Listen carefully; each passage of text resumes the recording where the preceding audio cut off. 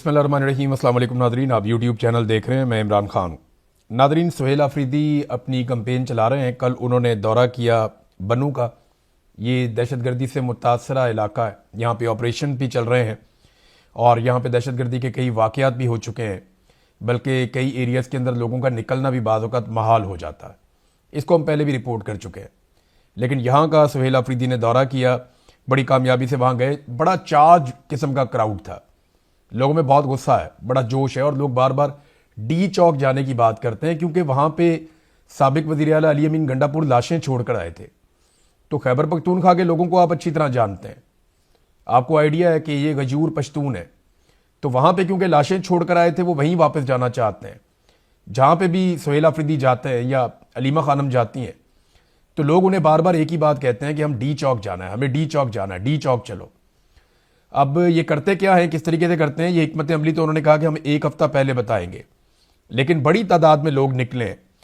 सुहेल अफरीदी के लिए जो एक बड़ा मसला है ना, वो ये नहीं है कि लोग कितने चार्ज हैं, ये भी मसला नहीं है कि लोग निकलना चाहते हैं या नहीं। बड़ा मसला ये है कि वो इतने ज़्यादा लोगों को कैसे अकोमोडेट करेंगे और किस तरीके से इतनी बड़ी तादाद में लोगों को लेकर इस्लामाबाद की तरफ जाएंगे, और वो लोगों को कैसे कायल करेंगे कि सबको निकलना है। उसके लिए एक उम्मीद देनी पड़ेगी उन्हें लोगों को, क्योंकि मायूसी बहुत ज़्यादा फैलाई गई है मीडिया के ज़रिए से, मिलिट्री एस्टेब्लिशमेंट के अपने प्रोपेगेंडास के ज़रिए से और दीगर ज़राए से। उन्होंने काफ़ी मायूसी फैलाई है। जितना जुल्म और जबर किया, उसके बाद फिर लोगों की हालत भी बड़ी पतली कर दी है महंगाई को बढ़ा के। तो लोग तो निकलना चाहते हैं, उन्हें यह भरोसा दिलाना कि आप निकलेंगे तो इससे फ़र्क पड़ेगा, उन्हें यह भरोसा दिलाना कि आप निकलेंगे तो निज़ाम जो है वो हथियार फेंकेगा, और लोगों को यह भरोसा दिलाकर साथ अपने लेकर जाना, ये एक बड़ा टारगेट है सुहेल अफरीदी के लिए। देखिए, उनकी अपनी पार्टी के अंदर भी बहुत सारी मुश्किलात हैं उनके लिए। बहुत सारे लोग जो माजी में कामयाब नहीं हुए, वो नहीं चाहेंगे कि सुहेल अफरीदी कामयाब हो जाए, क्योंकि सियासत बड़ी जालिम चीज़ है। लोग बड़े मकसद से तवज्जो हटा देते हैं और छोटे छोटे फ़ायदों के लिए लड़ना शुरू हो जाते हैं। एक मिसाल है उर्दू में, जैसे कहते हैं कि अपनी बोटी के लिए किसी और का ऊँट ज़िबा कर देना, यानी अपनी एक बोटी के लिए पूरा ऊँट ही मार देते हैं। और यही कुछ सियासत में होता है, क्योंकि सियासत के सीने में दिल नहीं है। अब ना सिर्फ सुहेल अफरीदी के लिए जो बड़ा चैलेंज है वो ये है कि सबको इकट्ठा रखें, पार्टी के सारे लोगों को एक साथ शामिल करें, लेकिन कमांड अपने हाथ में रखें बैक वक्त, क्योंकि कमांड उनके हाथ से गई तो मामला सुहेल अफरीदी के हाथ से निकल जाएगा। क्योंकि जो कुछ भी दांव पे लगा हुआ है वो अब सुहेल अफरीदी का लगा हुआ है, किसी और का कुछ भी दांव पे नहीं लगा हुआ, क्योंकि अनाउंसमेंट सुहेल अफरीदी ने की है। सारे लोग सुहेल अफरीदी की तरफ देख रहे हैं। इमरान खान ने सुहेल अफरीदी को कहा था कि स्ट्रीट मूवमेंट की तैयारी करो, लिहाजा सारा कुछ सुहेल अफरीदी का दांव पे लगा हुआ है। उनकी अपनी सियासत, उनकी इज्जत, उनकी जिंदगी, हर चीज दांव पे लगी है, और उन्हें सारों को साथ लेकर भी चलना होगा और साजिशों से भी बचना होगा। पब्लिक को यकीन भी दिलाना होगा कि जब वो निकलेंगे तो इससे फर्क पड़ेगा, और ऐसा बंदोबस्त भी करना होगा कि बड़े पैमाने पर लोग निकलकर उनके साथ चल पड़े। यहां जो जनूबी इजला है, यहां पे एक और प्रॉब्लम भी है, और वो ये है कि लोग शिकवा करते हैं कि इन इलाकों में बहुत सारी चेक पोस्ट है और हमें बार बार रोका जाता है, हमें तंग किया जाता है। यही प्रॉब्लम जो है वो बलूचिस्तान में भी आता है, यही मसला जो है वो खैबर पख्तूनख्वा में भी आता है। और लोग बार बार कहते हैं कि जो कंटोनमेंट्स बनाए गए हैं खैबर पख्तूनख्वा के मुख्तलिफ इलाकों में, वहाँ पे तलाशी की वजह से और रुकावटों की वजह से, नाकों की वजह से उनकी बड़ी तजलील होती है, उन्हें बड़ी परेशानी होती है, उनकी तलाशियाँ ली जाती हैं। फिर ये लोग बापर्दा लोग हैं, इनकी खवातीन बाज़ों का साथ होती हैं, तो वो भी एक बड़ा प्रॉब्लम हो जाता है। मुझे माजी में मेरे एक दोस्त थे मिलिट्री में, ब्रिगेडियर साहब, उन्होंने कहा थी जी यहाँ पे सबसे बड़ा इशू ये है कि खवातीन जब इनके साथ होती हैं ना, तो ये बहुत ज़्यादा गुस्से में आ जाते हैं और ये नहीं चाहते कि इनकी गाड़ी को चेक किया जाए या कोई तलाशी ली जाए। ये उसे अपनी तौहीन समझते हैं। पश्तून और बलोच, इन लोगों में ये प्रॉब्लम है। प्रॉब्लम क्या है, उनका अपना एक कल्चर है, तो जब आप कल्चर के साथ टकराते हैं तो फिर उसका रद्द अमल तो आता है। अब यह है कि सुहेल अफरीदी ने कहा कि जनाब जो कंटोनमेंट्स क्यों नो गो एरिया बने हुए हैं, यानी ये सड़कें, उन्होंने कहा कि हमने अवाम के लिए बनाई हैं, ये हमने नाकों के लिए या इदारों की हिफाजत के लिए सड़कें नहीं बनाई। यानी इदारे अगर अपनी हिफाजत करना चाहते हैं तो वो ज़रूरी तो नहीं है कि सड़कें बंद करके अपनी हिफाजत करें। पूरी दुनिया में इदारे अपनी हिफाजत करते हैं, सड़कें बंद किए बगैर भी करते हैं, लेकिन जिस तरीके से यहाँ पे नो गो एरिया बना दिया जाता है कंटोनमेंट को, वो एक प्रॉब्लम है। तो सुहेल अफरीदी ने उस पर वार्निंग दी कि उन्हें ख़त्म किया जाए, बल्कि उन्होंने कहा कि मेरे पेशावर जाने से पहले ख़त्म किया जाए। उन्होंने कोर कमांडर से भी कहा कि यह ज्यादती है ये ज्यादती ना की जाए। सड़कें हमने आवाम के लिए बनाई हैं, ये हमने नाकों के लिए नहीं बनाई, या इदारों की हिफाजत के लिए सड़कें हमने तामीर नहीं की। आवाम के पैसा है, आवाम पे लग गया, सड़कें बन गई तो लोगों को वो सहूलत लेने दें। देखिए ना, भारत ने अपने कंटोनमेंट्स खत्म कर दिए। भारत ने आजादी मिली और लगभग 7 दहाइयों तक उनके वहां पे कंटोनमेंट्स रहे। कंटोनमेंट में आपको बताऊं, ये वो इलाका होता है जो फौज के जेरे कंट्रोल होता है, या उसको छावनी का इलाका कहते हैं, जहां पे फौजी निजाम चल रहा होता है, इसे कंटोनमेंट कहते हैं। यहां की सिक्योरिटी और दीगर बहुत सारी चीजें फौज के कंट्रोल में रहती हैं, तो बेशुमार चीजें रहती हैं, उससे बहुत सारा पैसा भी बाजों का जनरेट होता है। तो इंडिया ने तो अपने कंटोनमेंट्स खत्म कर दिए, और पाकिस्तान में हर थोड़े अरसे के बाद एक नया कंटोनमेंट एरिया बन जाता है, नए लोगों को वहां पे खपा दिया जाता है, वहां से ज्यादा इनकम जनरेट होना शुरू हो जाती है। तो ये ऐसा लगता है कि कंटोनमेंट्स के अंदर कोई और मखलूक रहती है और बाहर कोई और मखलूक रहती है। यानी कंटोनमेंट्स के बाहर रहने वाले पाकिस्तानी भी उतने ही महफूज होने चाहिए जितना कि कंटोनमेंट्स के अंदर रहने वाले पाकिस्तानी महफूज हैं। कंटोनमेंट्स के अंदर जो लोग रहते हैं उनके खून का रंग भी सुर्ख है, उनके पास भी ग्रीन कलर का शनाख्ती कार्ड है, वो भी एक आम पाकिस्तानी है, और जो कंटोनमेंट के बाहर रहते हैं वो भी आम पाकिस्तानी है। तो इनके लिए इतना फर्क क्यों है कि उनके लिए दीवारें खड़ी की जाती हैं, बड़े बड़े बैरियर्स लगाए जाते हैं, बड़े नाके लगाए जाते हैं और चेक पोस्टें बनाई जाती हैं, और आम आदमी को वहां दाखिल भी नहीं होने दिया जाता। कोयटा की मिसाल आपके सामने है। आपको अगर वहां दाखिल होना तो आपको बहुत पहले आगाह करना पड़ता है। वहां के जो जर्नलिस्ट हैं वो ऐसी ऐसी बातें बताते हैं कि बंदा कान पकड़ के रह जाता है कि ये क्या हो रहा है। बहरहाल ये कंटोनमेंट्स वाली पाकिस्तान के अंदर ही गेम चल रही है। इंडिया ने तो इसको खत्म कर दिया। हमें भी एक जमहूरी मुल्क होने के नाते इन चीज़ों को खत्म करना चाहिए। मुझे बड़ी शर्मिंदगी होती है जब मैं इंडिया की मिसाल देता हूँ बहुत सारी चीज़ों के अंदर, लेकिन इंडिया हमसे बहुत बेहतर परफॉर्म कर गया बहुत सारी जगहों पे, बहुत सारी चीज़ों में। हमें भी ये परफॉर्मेंस दिखानी चाहिए थी। नादरीन, आज के दिन कौमी असम्बली और सेनेट के इजलास शुरू हो रहे हैं, और उनमें नए सूबों के क़याम पर भी गुफ्तगू होगी। अलग अलग किस्म के बिल्स भी आएंगे। ख़ास तौर पे मुझे अच्छी तरह पता है कि ये जो मक्का के अंदर एक मुआहदा हुआ जिसमें 3 मुल्कों का भी एक दिफाई इत्तेहाद हुआ है, या दिफाई मुआहदा हुआ 3 मुल्कों के बीच में, उस मुआहदे के ऊपर भी करारदाद लाई जाएगी कि जनाब बड़ा अच्छा मुआहदा हुआ। लेकिन आप मज़े की बात देखें कि करारदाद ये लेकर आएंगे, लेकिन करारदाद लाने वाले ने भी मुआहदा नहीं पढ़ा कि उसमें क्या लिखा हुआ है ना दिलचस्प बात।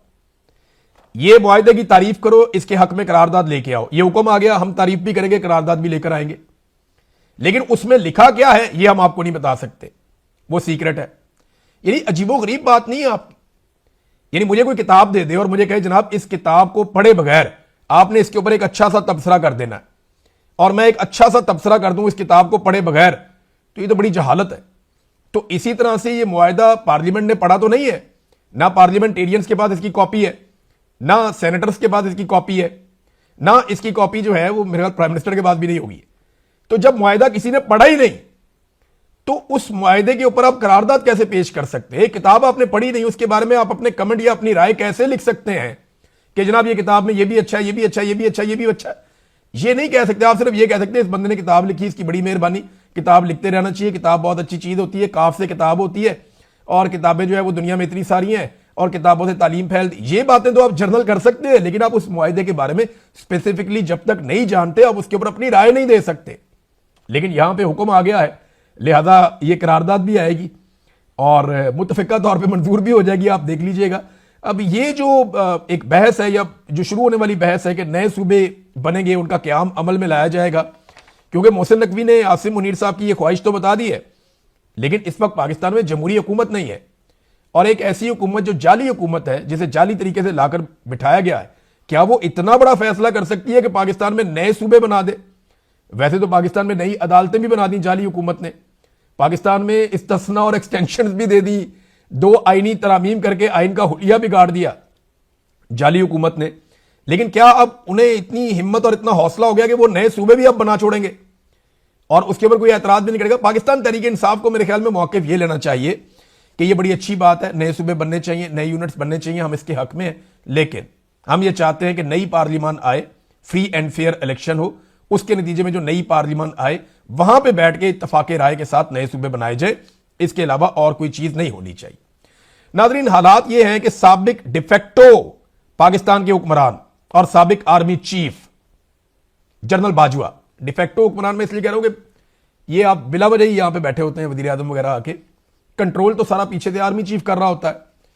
वजीर आजम तो बेचारा जितना मर्जी जोर लगाया, कोई अच्छा काम किसी एक महकमे में, किसी एक जगह पे, किसी दूसरी जगह पे वो कर लेता है, जब वो कोई काम करने लगता है उसको घर भेज देते हैं, निकाल देते हैं।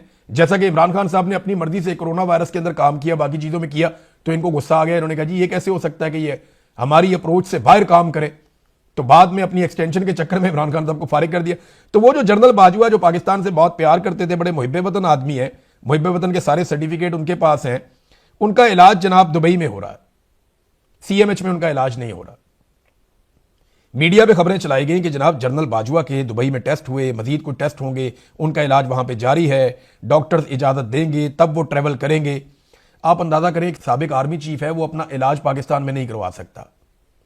जो पाकिस्तान का डिफेक्टो हुक्मरान रहा 6 साल तक, वो अपना इलाज पाकिस्तान में नहीं करवा सकता, और वो जाकर अपना इलाज पाकिस्तान से बाहर करवा रहा है। ये इन्होंने पाकिस्तान को दिया, सीएमएच ये इन्होंने पाकिस्तान को दिया कि ये अपना इलाज एक साबिक आर्मी चीफ पाकिस्तान में नहीं करवा सकता, उसे अपना इलाज करवाने के लिए भी बैरून मुल्क जाना पड़ता है।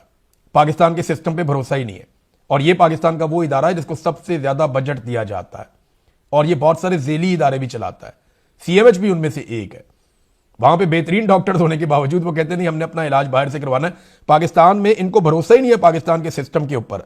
जो सिस्टम कोलैप्स कर गया है इनके अपने बकौल, उस सिस्टम पे ये भरोसा कैसे कर सकते हैं? हेल्थ से लेकर एजुकेशन तक, दहशतगर्दी के अमनो अमान के मामला से लेकर सिक्योरिटी के मामला तक, आपकी इकोनॉमी के मामला से लेकर आपके टूरिज्म के मामला तक, आपके इन्वायरमेंट के मामला से लेकर आपकी मुआशरत के जो हालात हैं वहां तक, हर चीज कोलैप्स कर गई। और इसको ठीक करने के लिए आपको एक कौमी इत्तफाक राय चाहिए, और कौमी इत्तफाक राय कौमी लेवल का लीडर लेकर आ सकता है। अगर आप पाकिस्तान में फ्री एंड फेयर इलेक्शन होने दें और एक हुकूमत बनने दें अवाम की मर्जी से, तो फिर कौमी इत्तफाक राय पैदा होगा, उसके बगैर ये हो नहीं सकता। नादरीन, कौमी इत्तफाक राय तो पैदा होगा या नहीं होगा, पाकिस्तान में और बहुत कुछ हो सकता है। यानी एक खबर थी और उसमें वो शाहिद अफरीदी का कसूर भी कोई नहीं है, मैं उसे ब्लेम नहीं करूंगा। उसका कुत्ता गुम गया, उसने ट्वीट कर दिया जी मेरा कुत्ता गुम गया, और मुझे उससे बड़ा प्यार है, हमने घर के फर्द की तरह पाला है, जिसको मिले वो मेरा कुत्ता जो है वो वापस कर दें। लोग उसका कुत्ता लेकर वापस आ गए, उसका कुत्ता उसे वापस कर दिया, वो खुश हो गया, उसने वीडियो बना दी कि जनाब मेरा कुत्ता मेरे पास वापस आ गया। वो खुश था, अच्छी बात है।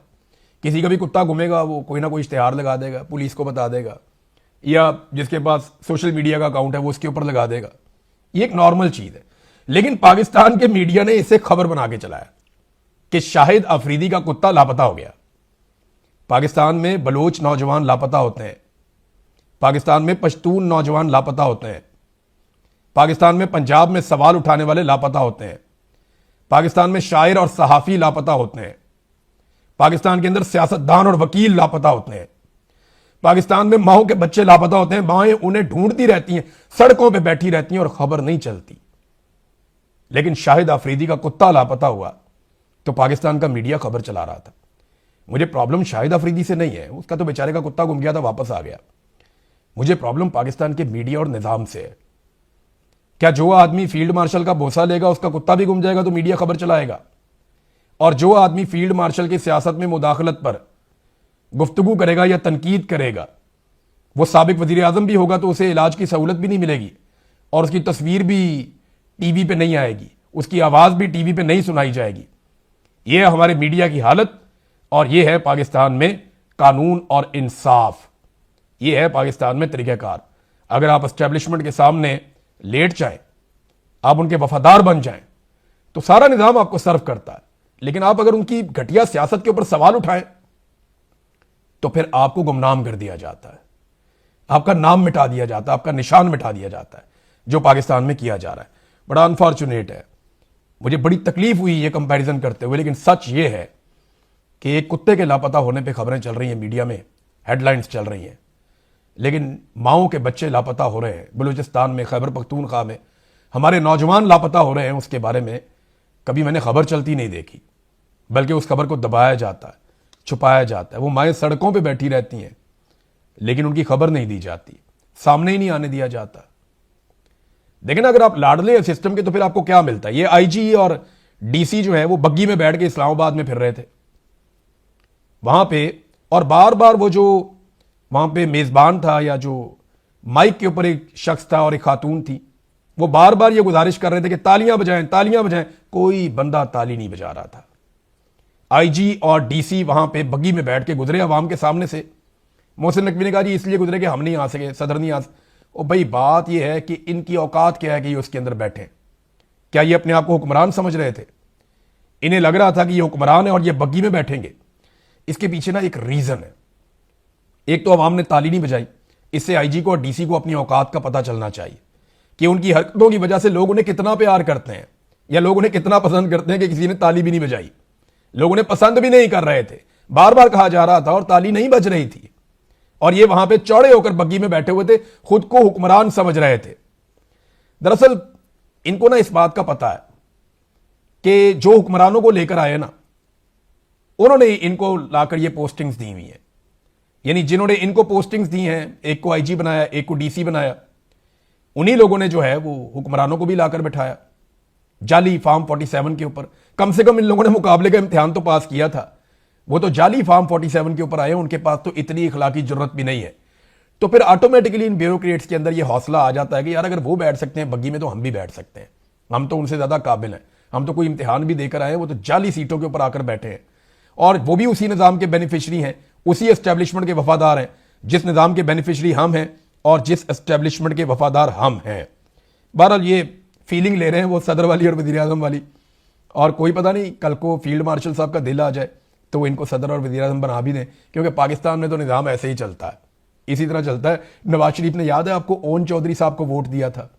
मैं तो उस दिन हैरान हो गया था कि मियाँ साहब को क्या हो गया, लेकिन मियाँ साहब का सारा इनकलाब उस दिन मुझे समझ आ गया था जिस दिन मियाँ साहब ने वोट को इज्जत देते हुए ओन चौधरी को जाकर वोट डाल दिया।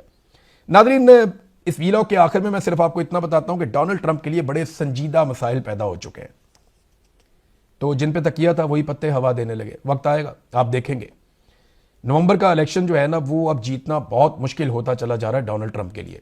उसकी ना बड़ी बड़ी वजूहात हैं। जो 4 मेन वजूहात हैं उनमें से एक तो ये है कि अमेरिका अपने इत्तेहादियों से दूर हुआ और अमेरिकन को लगता है कि डोनाल्ड ट्रंप ने अमेरिकन की इज्जत में कमी की है। बहुत सारे ममालिक जो अमेरिका के साथ मिलकर लड़ते थे वो साथ आए नहीं। दूसरा, अरबों का एतमाद अमेरिकन पे बहुत कमजोर हुआ है अपने दिफा के नुक्ता नजर से, ये एक बड़ा प्रॉब्लम है। तीसरा यह है कि अमेरिकी फौजी ताकत पर बहुत सारे सवालिया निशानात उठे हैं। यानी अगर वो ईरान के साथ नहीं लड़ सकते तो रशिया और चीन के साथ कैसे लड़ेंगे, एक बड़ा सवाल पैदा हो गया।